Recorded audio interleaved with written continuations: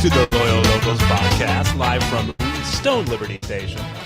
I am Drew Steck. I'm here with a couple different folks who are great relatives of our local fan base, and in front office as well. Or the guy who sells you your tickets over here, Weston Breay. What's up, man? Good to have you. Not much. I'm very happy to be at my first Stone SD Loyal watch party. Yeah, I was up in Oakland during the last one, which was the first one we had this season.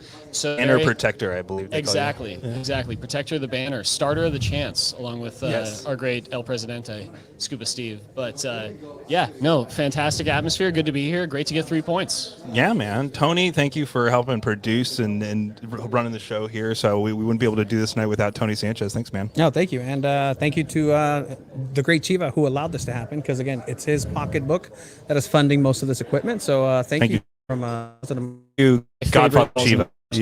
You're the man. So and you're welcome anytime on this podcast, of course, as there's always a carpet rolled out for you, a Chiva red carpet, because he likes Manchester United. Disgusting. Yeah, it's gross. But let's talk, good stuff happening today, right? Yeah, when they don't win. That's great. Yeah. For us, though, today we did win. This was quite the game. So we're doing this as a reaction, an instant reaction. We haven't really done a lot of these, but we're really wanted to react to this and kind of get people's feeling. And that was a game. That was the game that we've been waiting for. I think we've talked about it on this podcast a lot, is having a game where we really just mull over the opposition and push them over a bit. And tonight kind of felt that. It never felt in doubt, really. The second half, for sure. The first half felt a lot like the Oakland game midweek, I'd say. So, it's good to dominate a second half. It's good to have a guy like Tumi Moshabane come off the bench and kind of take over the offense that wasn't really clicking in the first half, but looked dominant and looked like a team that far ahead of them in the standings in the second half. And I can't say that about the first, but that's 3 points. So it feels good to be where we're at. Yeah. And that's the thing, too. Like, do you want to go in and say, hey, was it an injury that Douglas Martinez came out for Toomey? Was it a tactical reason? Because when he came in, Drew, you mentioned it, like, this is going to be important. And right as soon as he came in, that's when San Diego Loyal scored. As we have a live audience here at Stone Liberty. Yeah, we offered for them to be on the podcast, but they're not. There's thousands of people back here. You can't see it, but it is just, the room is filled with people waiting on bated breath.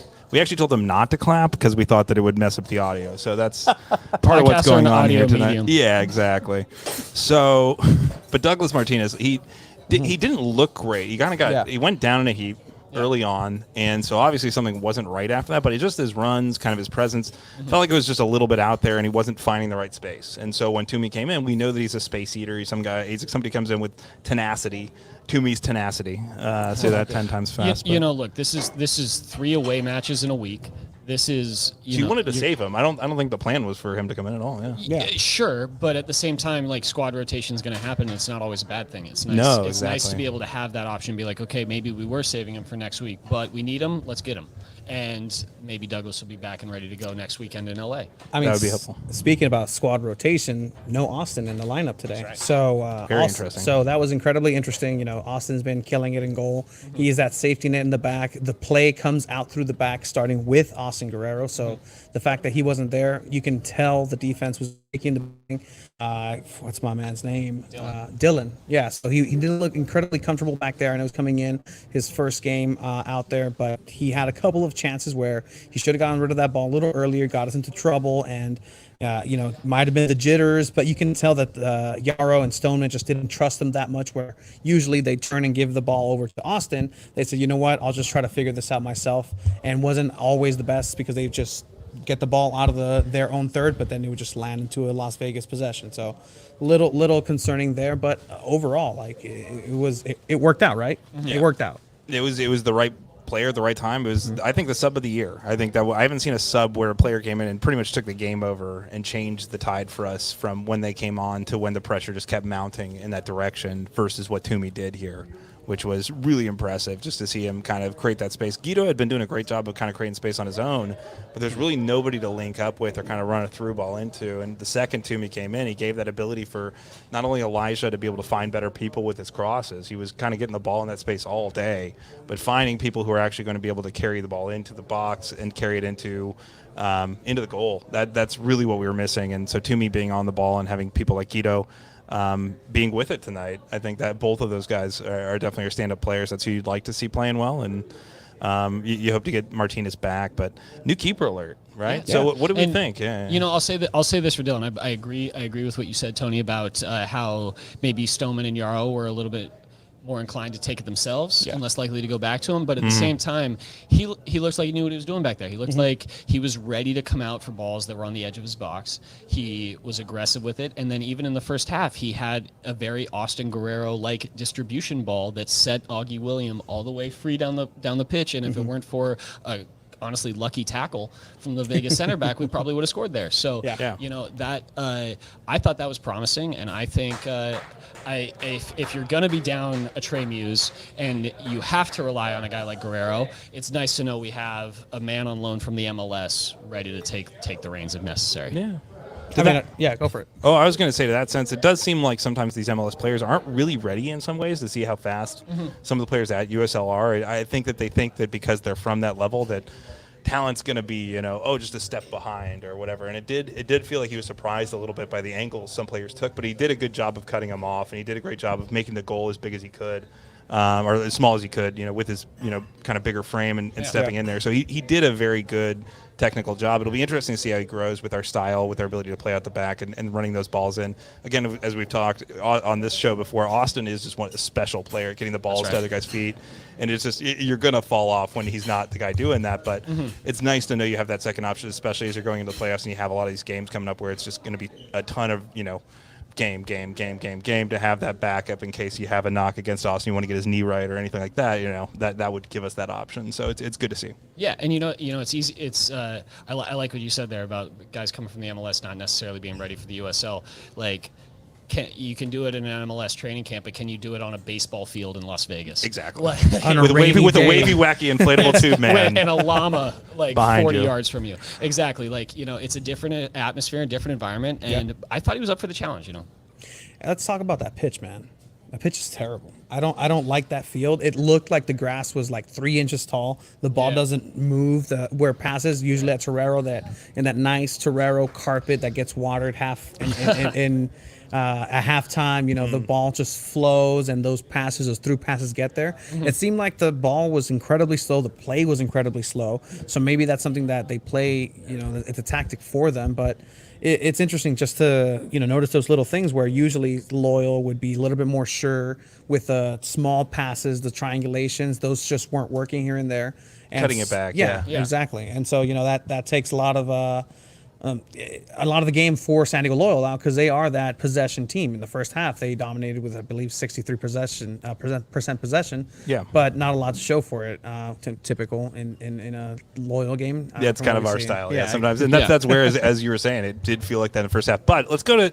Oh no, he fell off. We're gonna have a special correspondent. Now he's gone. Yeah, Steve from Vegas was going to join us and give us a pitch report and let us know about that pitch. I think he was trying to find a space to do it, but I saw him for a second there. Yeah, it was there. On pitch quality, it's something that we see as far as like baseball fields go. A lot of baseball fields in this league. Totally. I saw it firsthand when I lived in Memphis and was going to 901 FC games, and then we see it when we play Tacoma as well.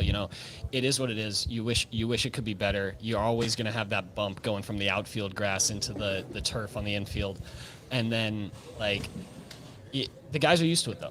They're ready.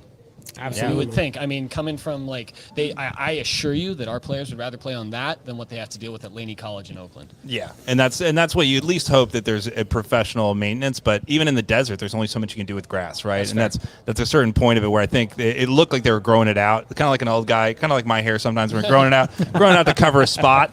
It's kind of what the field felt like a little bit tonight. And so it felt a little long to where anytime that a ball went out, normally at Terraria, as you're saying, the balls will run out the end. That just wasn't happening tonight. Right. It's any ball that got to the end there, somebody would cut it back and throw it back at us. We have somebody who wants to jump on here, somebody from a hopefully more watch show than ours sometimes, but somebody who also has a great radio show and just great opinions. Darren Smith sliding in here. Slide on in, man. Who needs Steve? Slide on over. But yeah. You can have my mic. Here you go. Do you want to share a mic? Yeah. Oh, is this video too? Oh yeah. We're live on YouTube. I'm in there. Bookend by the goalie jersey. Yeah. Oh yeah. Two green keeper. Sharp.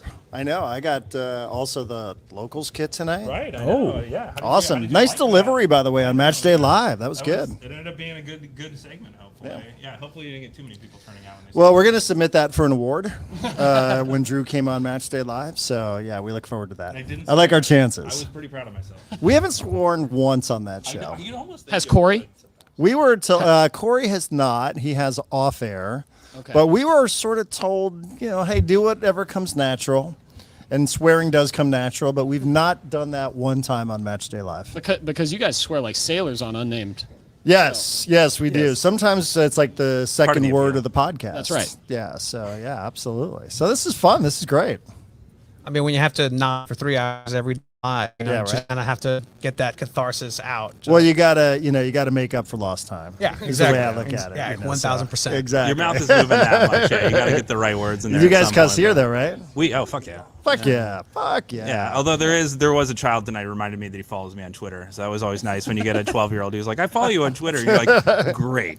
That is fantastic. 12-year-olds are on Twitter? I figured they'd be on whatever the next I know, right? I think he's old school. or- He's an old soul. I like this kid. He's good. He's a good kid. He's an old soul. He follows people on Twitter. I mean, we have 12-year-olds that have soccer podcasts here in San Diego. We do. We really want to Yeah, go that that way. that kid's gonna take all our jobs one of these days. 100%. Yeah, he's starting young, but it was a fun night. Well, the vibe here was great. It was really just kind of chill. A lot of people really wanted to come watch a game, but it was really nice to have this space and have everybody together and really nice. We couldn't be in Vegas. Hope we're gonna get a report here in from the folks there here in a minute. They're saying goodbye to the players, I believe, right now.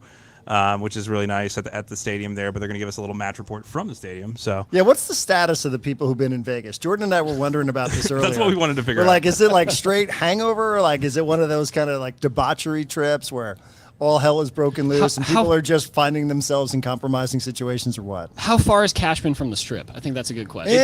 Not that far. It's closer to Old Town. So you go to Fremont Street, it's much closer to Fremont than it is to the Strip. And I would recommend that. The only time I went to Cashman, we went out afterwards to Fremont, which is maybe 10 minutes or so. Yeah, and like Strip's a anywhere little there, you further can take away. a taxi. It's not too far to where if you have a taxi on the Strip, you're not going crazy. But it is one of those things where it seems like they were out till like 1 or 2 a.m. last night. So What? Yeah, That's it? yeah. Well, fine. I don't know. It's just like people don't go out till 1, 2 a.m. in Vegas. You don't go home in Vegas. No. You never come back. If you come back to your hotel room, that wasn't a successful trip. I've always heard, I think this was a Ted Lasso quote where Coach Beard said, 1 night in Vegas, great. 2 nights in Vegas, perfect. 3 nights, too much. Yeah. Too much. And that's how I've always felt about it. So I think hopefully everybody gets home after this. This is the second night, I think, for a lot of them and enjoy. But we'll see if we can get a report here coming up.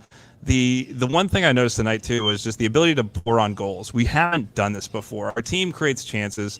We always get in the box. We feel like, hey, we're up 2-1. We should be up 4-1 or 4-2 in the case of what happened here tonight. And where do you think that came from tonight? I guess that's kind of my main question is versus other games. Is it just that Las Vegas is LLLLL? Do you think it's one of those things where clicking in a good way? You don't even have Blake yet back. You don't have certain players.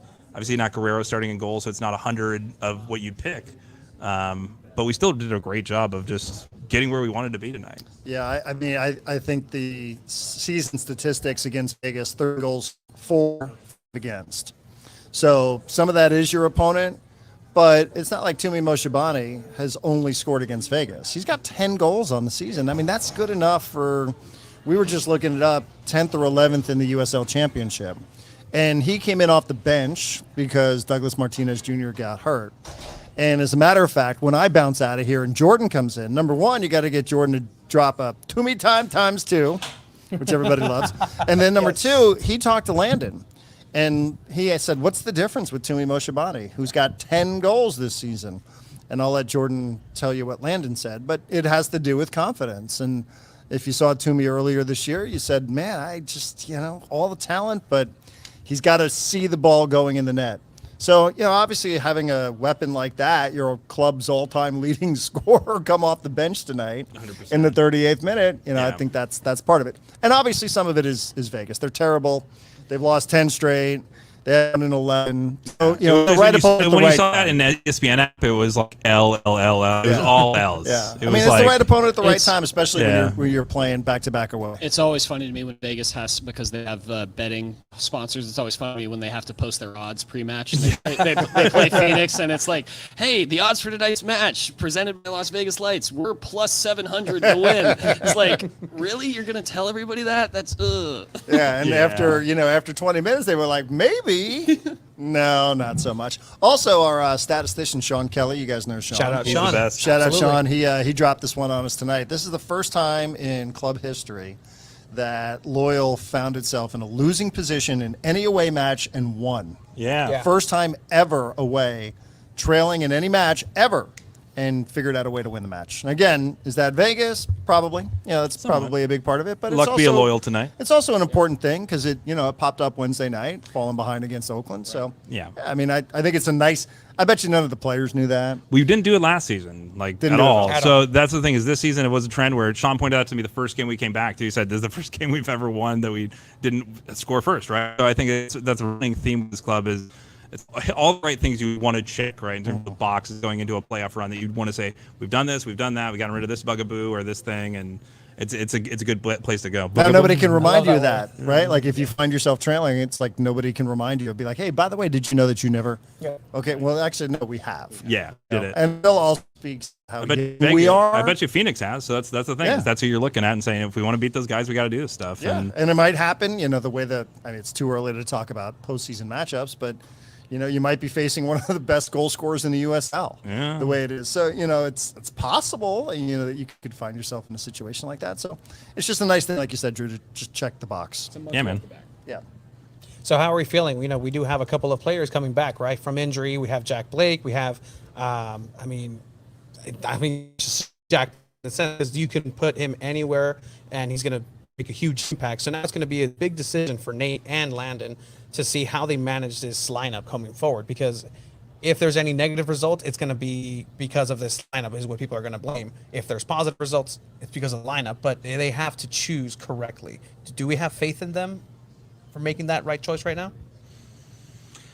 Ooh, like this tonight? Yes. Yeah. They made all the right decisions, right? And it's hard to take certain games they just haven't subbed correctly. I do think with Guido playing the 8 role, it's right? What they had previously was if you didn't have Colin out there, Charlie suffers, right? And Charlie can't play Charlie's game. And now with Guido, you have another option. So at least you have one of those two guys. And if you put all three of them out, you get a very interesting midfield. So I do think they've cracked something here in the last 3-4 weeks with Guido moving to that 8 and still having offensive presence and still scoring and still winning, that if Jack Blake comes back, he also can slot in up there and not have Guido maybe taking up some balls that went to that action. Do you think that's what I've seen is maybe a reason for saying we've turned a corner from that half season where it felt like if we couldn't play out of a style, we weren't going to get out of it? Yeah.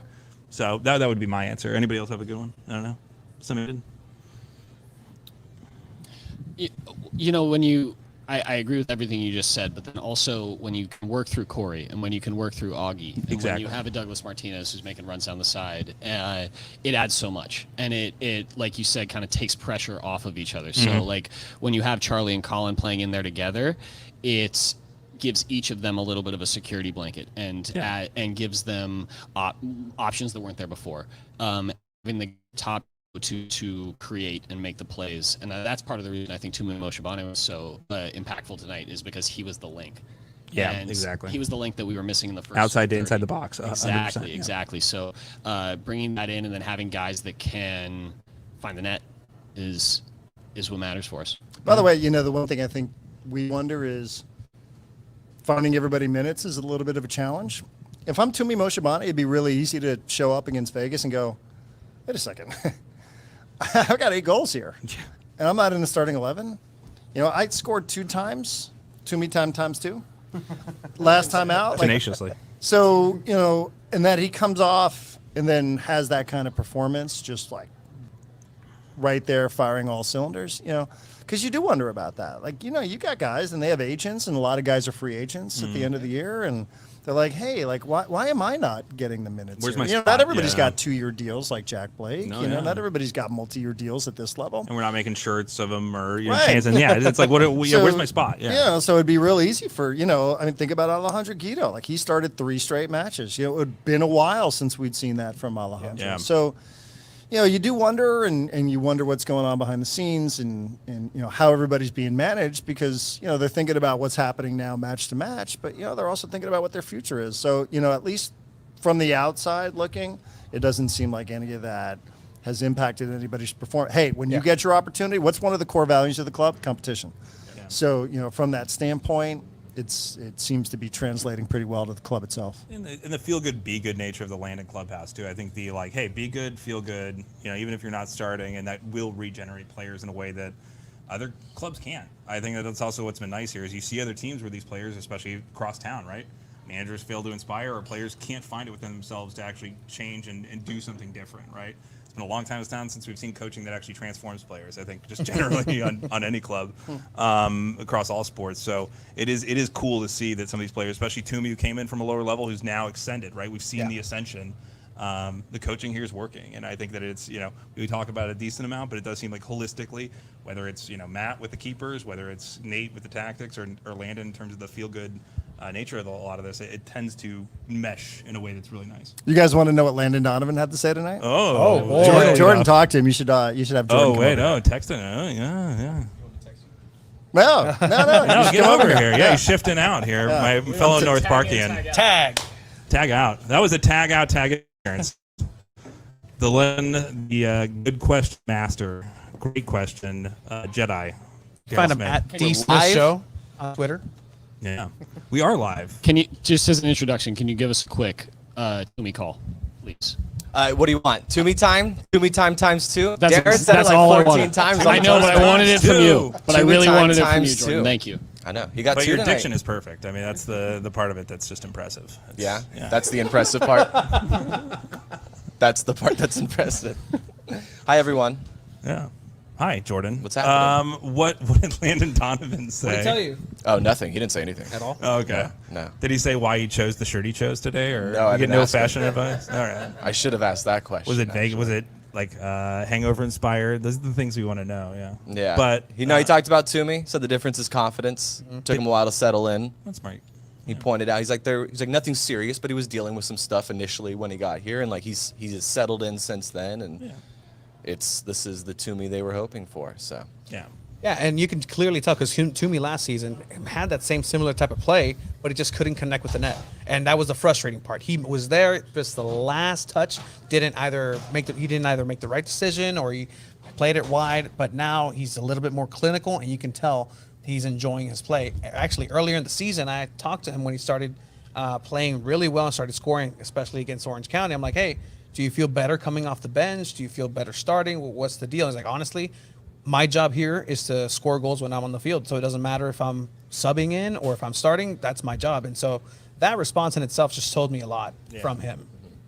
He was what most people said was the most talented player coming in. The coaching staff, kind of leaked to a lot of us like, hey, this guy's special. Like he's a really special player last year. And so we've watched that development happen, and we've kind of keeping an eye on him. I think anybody who had their ear to the ground a bit.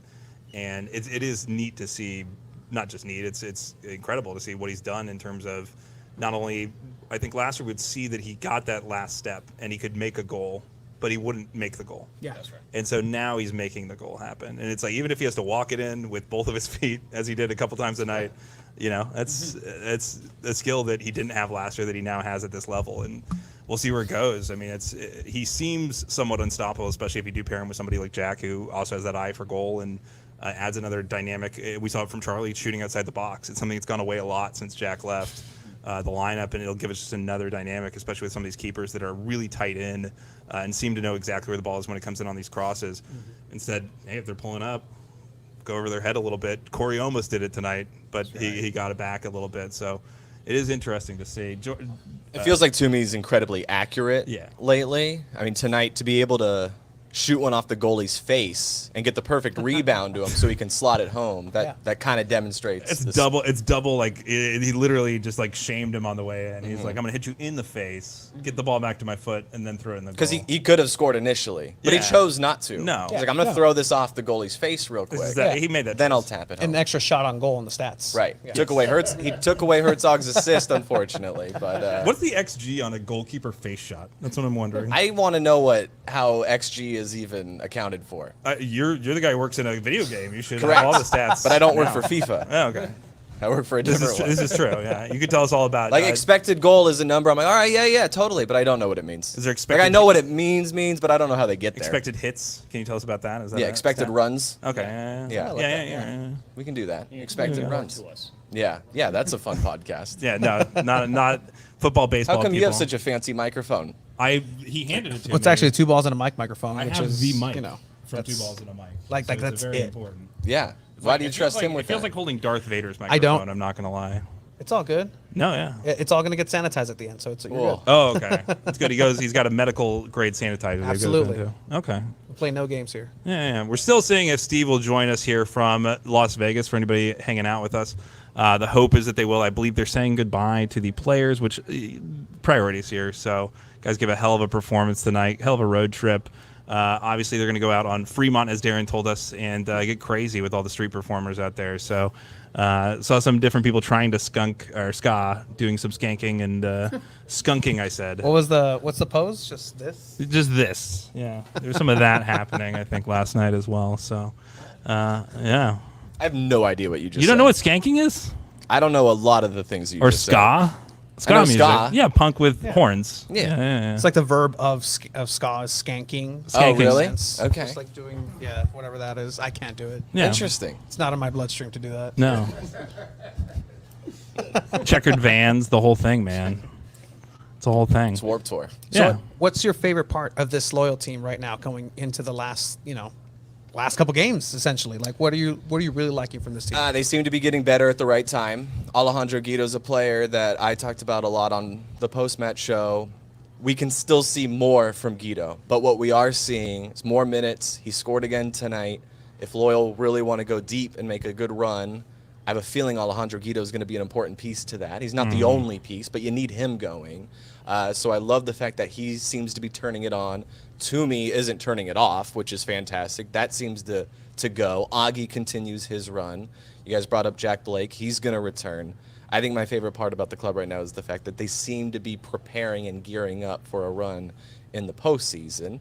Anything is possible once you get to the playoffs. I mean, they could lose the first round very easily, but they seem to be playing well at the right time. Yeah, stock trends in town. About a month ago, one of the teams was heading very down. That was the team we watched tonight here locally. And then the other team across town was heading up, right? And it seems like they've almost flip-flopped entirely, and that's not what you want to do where the other team was going into their postseason. And here we are in a good spot. So it is one of those things where you never know, and you never, a month ago you could feel like, oh, everything's not, you could have seen a world where we finished fourth, or we didn't, maybe even didn't make the playoffs in certain regards without a couple wins. So it's great to see. It is one of those things where I'm not counting chickens, but I am saying we're looking at a playoff berth, and we're starting to eye up that home ability to have a home game. 100%. I think a little bit. A loss tonight would have made me feel pretty uncomfortable going down into this stretch because there's just a lot of uncertainty especially at that after point. the midweek game kind of fell the way it fell, right? That's what I found most encouraging about tonight, is that it was a bounce back from last midweek. As we mentioned, it was the going down on the road and then coming back for a victory, which hasn't happened in our history yet. That is super encouraging to me because I feel like this season, especially, Loyal is a team that can at times let things snowball in a good or a bad way. We started the season 0-4. And it felt like, when are we going to get the first one? And then we went on a 10-match unbeaten run, and it felt like, oh, we're never going to lose again. So kind of breaking that trend, not letting the road loss snowball into the 3 points, staying in control of our own destiny in the playoff hunt, I think is super important for the club going into the last month of the season. Yeah, I'm there. Tony, what do you believe to be the most crucial change we could make between now and the end of the season, if any? And I'll ask anybody that, I guess. Yeah, I mean, it's just making sure you have the solid lineup that you want on the field, and you're sure of it, because you can't have 1-2 players out there that you're like, you know what, maybe if I throw, because that's what I was afraid of with Douglas Martinez. You know, if it was an injury, okay, that's an injury. But if it was something tactical, then I'd be like, okay, you're making substitutions in the first 30 minutes. Yeah. Was it because that means you made a just- mistake? Yeah, exactly. Did you make a mistake? Did you not play it right? Did you just, you saw something that you need to adjust on the fly? So if we can't, you can't afford to do that as you're moving into playoffs, because teams are pretty much, ¿cómo se dice? No, the cost is going to be a goal. Exactly. Yeah, it's going to be a goal or 2 Yeah. goals. And tonight we didn't have a team that could do that. Yeah. Luckily enough, they were waving and whacking their way around the field. Yeah. But You need a polished team, is what I'm saying. Yes. Like, because the teams you're going to face are going to be polished, they're going to be informed, they're there for a reason, right? plan A, plan B, plan C. And I Exactly. feel like right now we have a plan A. And what you're saying is, I think if we can have a definitive plan B and C to Yeah. where we know what the order of operations is. Your guys is, to give an example, grossly, the Champions League team you had in the last year or so. One of Oh, you mean the champions of Europe? What team are we talking Well, about? the team is leading the top near the table or whatever. But the Chelsea current Football Club, Beautiful. that team that lost today, beautifully. No one watched that match, by the Yeah, way. it was too early. No one woke up at But 4:30. what they had, was a lot of talented players, but they couldn't assemble a lineup that felt, and this was conjectured in your fan base for a number of years, for the last 2 to 3 years before they figured it out. And it does feel like that is what really changed the tide, was having that consistency, at least, of knowing this guy's at least going to be up there, and here's our next plan is to pull that person out and put somebody else in, I think. So to me, that's kind of what I'm looking at here, is Tony was saying that, I think, is having that, who's our Kai Havertz, I guess, if you will. Yeah. Sub here, just to make sure that we have that in the bank and know what that looks like, I think. And I think, like I said, that may be Toomey, because if Yeah. you start a lineup and it's a lineup that you want to go into the first matchup in the playoffs, you always have that ace in the back of your back of the pocket. You can just say, you know what, it's Toomey time, or how was it? That was really good. You Toomey nailed time, it. or I mean in Spanish, Robinson in Spanish. I don't know if you've heard- caught the That's what I Spanish? said. Yeah. Exactly. Tim Yeah. Robinson. Relentless Robinson. It used to be Guido coming off the bench. Remember in the middle Exactly. of summer? Like Yeah. it was Yeah, his time he to was the come on super sub. 60th, 70th minute, go make a difference in the match. But he seems to like to control that ball in that first 15, 20 minutes. It seems like what he loved tonight was getting out there and kind of owning that space. Guido? Yeah. And Landon brought it up. He's also been playing more defensive at times, Yeah. back with Charlie Adams and Colin Martin, and that's been an important reason why he's been out there for the extra minutes from what we've seen from Guido. Totally. The dispossessions of and just controlling the ability for other teams to push through that space has made it very different in terms of the types of looks they get. We still get open at the back, but we're not getting these crazy balls in where it's one guy on nobody, right? We're getting at least a defender back because he's reading that and giving the other guy, either Grant or Yarrow, another second or two to get back when he cuts in on a player. So it has been nice to see somebody who's got a mindset that kind of tracks the ball in the air and runs to where the ball's going, Wayne Gretzky style, because he played with the ball, right? But yeah, no, it is nice to see in terms of that midfield, because Charlie does a great job of recycling, but in terms of diagnosing where those passes are coming from, Guido's done an excellent job of reading that out and then putting the ball where it needs to be. Sometimes it ran a little bit slow tonight, as we discussed, but Yeah, it's like 3 inches of grass. Like, I don't know, that ball was incredibly slow. yeah, Like, it was just bothered me so much. we were saying the Ryder Cup, right? It looked like they were kicking through the rough today, and that's it's no whistling straights, that's for sure. I'm Well- still dizzy from that broadcast. Oh, The yeah. camera angles were tough.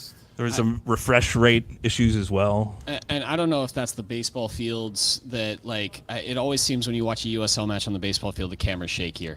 And I call it high school AV club, but I think it's just because they're further away from the pitch. I don't know what it is. It's quite annoying, and it's something we won't have to deal with watching the match next week in LA. And the pitch quality is also something we won't have to deal with next week in LA. The players won't, because I in conversations with the coaching staff, they told me on the fields in LA, we like that. We can control the ball. We don't have to worry about it skipping off a divot. It's not the same. So the variation in this league of the fields they play on is always interesting. What I find weird too, even in Orange County, they built that purpose-built, beautiful little soccer stadium, and I would copy and See you in a paste it month. here if we could, and add a couple stands. But what's interesting is nobody brought a camera there to test it at the time of day that they would actually normally be playing matches where the sun goes directly into the camera lens. Yeah. I think what happens at these baseball stadiums similarly is that they have these lights, right? They were set up to light a baseball field, and because they're lighting at such a weird angle as to where the camera's shooting from, I think you do just get this weird, almost shutter effect somewhat within the frame. So it is interesting to watch some of this stuff. What's your guys'? Where's Steve? Steve is in a parking lot somewhere. He's to answer his Darren question. It's gotten extremely debaucherous because they can't even pick up on the other line of our call here that we've put in for them for the last 30 minutes. But he's playing blackjack somewhere. Yeah, they're already at the table. I haven't seen any light up here. Oh no, we got. Or at least for a Let's see little what's going on bit. here. Oh, he's trying. He can't connect right now, so we'll see. Yeah, okay, fine. We won't throw him too much on. What is your Security to numbers give us, guy down there? Get him off the table. Yeah, just stall a minute to give him a second here, and then we can close that if we can't get a hold of him. What is your least favorite places, guys, to watch a match on the television or otherwise? Tacoma was pretty rough earlier Tacoma's this pretty year. I would honestly Vegas because just what you were saying, the glare was rough the last game. We didn't have to deal with that today. But yeah, honestly, Tacoma is part. I feel bad for the NWSL team that plays there. Yeah, it's the same because it's the same thing. It's just like, really, guys, find something better. I was gonna say the one that I can't stand is NYCFC. When you watch that game in Yankee Stadium, it just none of it makes sense. No. You're like, this is Yankee Stadium. The whole point of Yankees is baseball. Like, none of this, all of it feels weird. And the way they shoot it has it going to the back corner too. So it's just like all of the eye move of all the boards. None of it works. I thought you were gonna say the. Oh, Tony and I can probably agree that the Harp. Oh yeah, Probably the worst place to watch. That's gross. To watch gross, a match is probably the Harp. That's why I will not be joining Darren at Bluefoot tomorrow morning. Rodney Strong for life, but another guy does it. I think it's just because he usually gets to watch Arsenal fans cry up front, which is a pretty good job, and they still have to give him money and tip him, so it's a good deal. But It's a little twisted. Yeah, I like it. I like come from it's a kiss at heart Spurs fans. So, but really it is. Yeah, I'd say there and. Yeah, I mean, the Emirates is gross, but it's actually just sad to watch matches there because people are just quiet. They're just so quiet that it's like, man, it was nice when this club had heart. Yeah. Maybe they should go back to the high. Oh wait, it's apartments now. No, but what's your favorite USL environment then to keep it positive and maybe end on a positive note here? I mean, do I have to be a homer? Because I mean, it has to be San Diego. Not Torero Stadium. Okay.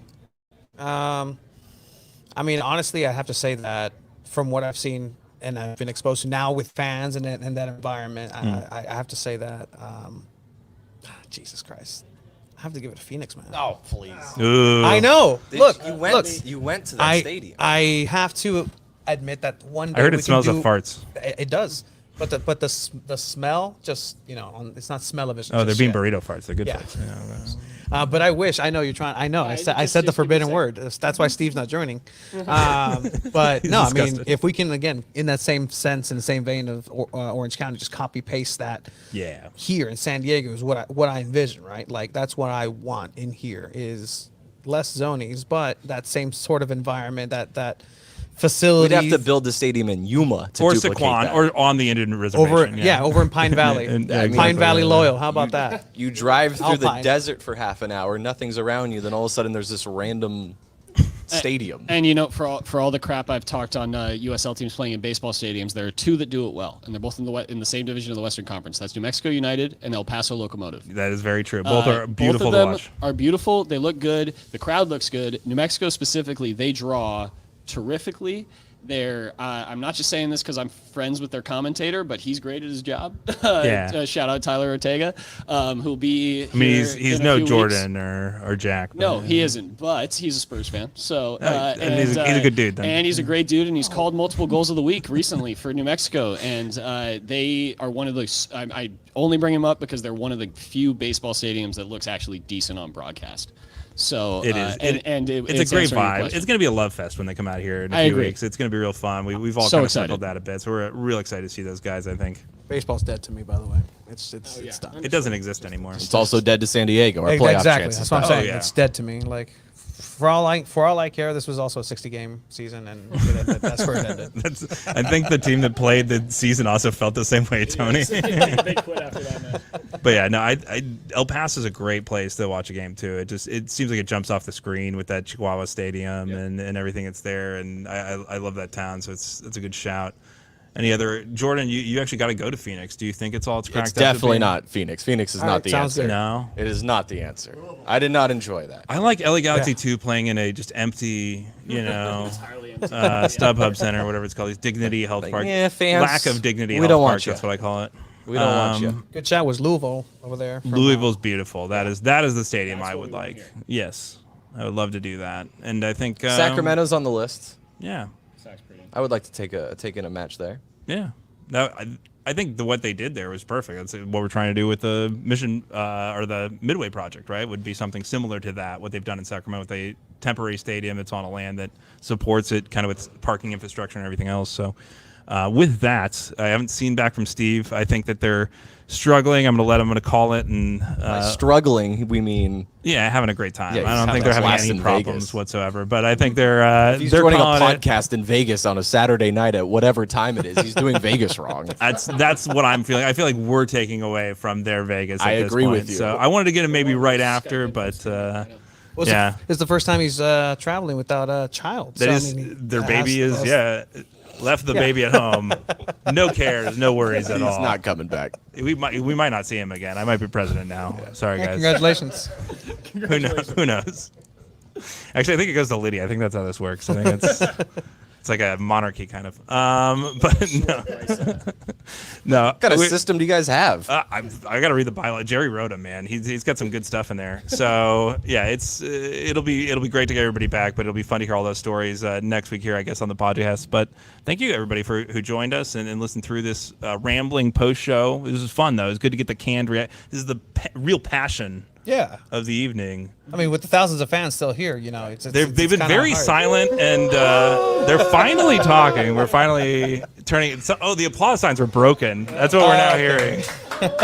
We're hearing the applause signs were broken. I think that was part of the issue, but it's amazing how people they can pack in here. The thousands and thousands. Darren, thank you for joining us. Jordan, Thank you, Thank you Darren. for joining. Weston, thank you for hanging out the whole time, man. This has been fantastic, guys. This has been bucket list for me since I went to the first ever locals meeting. So I'm very, very excited and happy to be a part of this. So Yeah. thank you so much for allowing it. Is he allowed to talk about the team?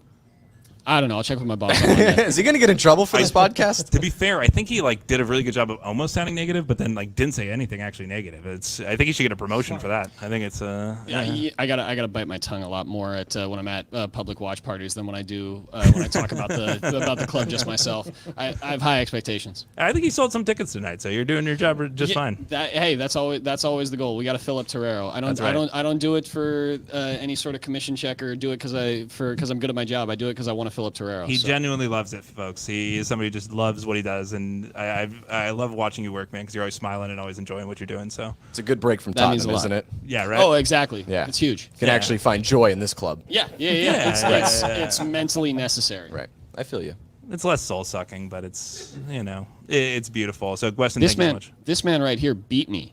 I wanted to be the first person to wear SD Loyal gear in the brand new Tottenham Hotspur Stadium, and he beat me to it. So now when you walk in, they'll be like, oh, we've already seen this guy well, yeah, before." exactly. It's unfortunate. They actually but, let me lead part of the tour. It got really weird. When we got in the NFL part, they were like, "You're American. You can talk about this sport." And I was like, "Okay."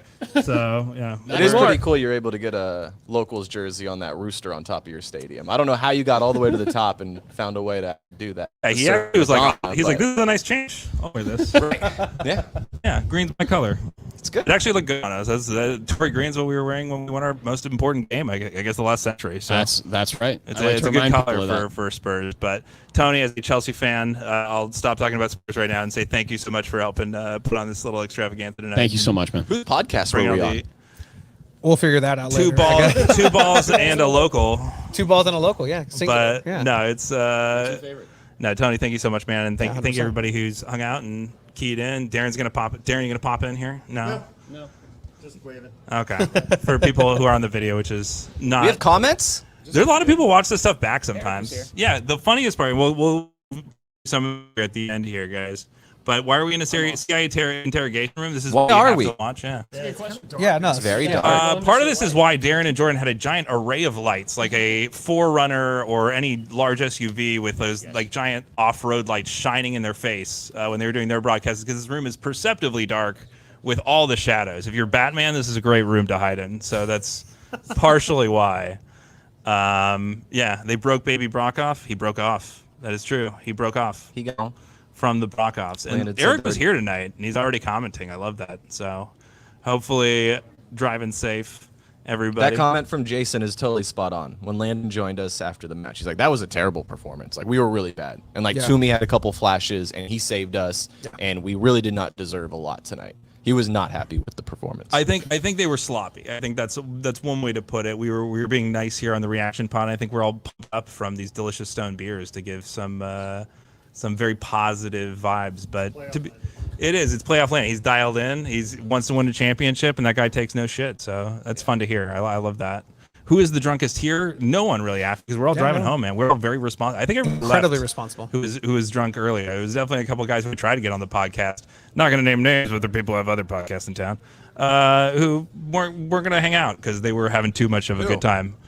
Other Tell people them. who have podcasts in Say town. it. It's not our podcast, so we don't care. I Say don't- it, Drew. I'm I don't not even know gonna whose do that. podcast this is. Yeah. They're not people who do marketing for other organizations. No, he was great, but there was somebody else who was trying the podcast. It's definitely, I'm not having I'm having too much of a good time. So We got Jordan and Darren, so it was an upgrade. And to be what a fair, letdown. Steve also is that guy. So we're gonna throw Steve under the bus because he's having a great time. But love you all. Thank you so much. Who did you want? I wanted Bucko 9 to close us out. Tony.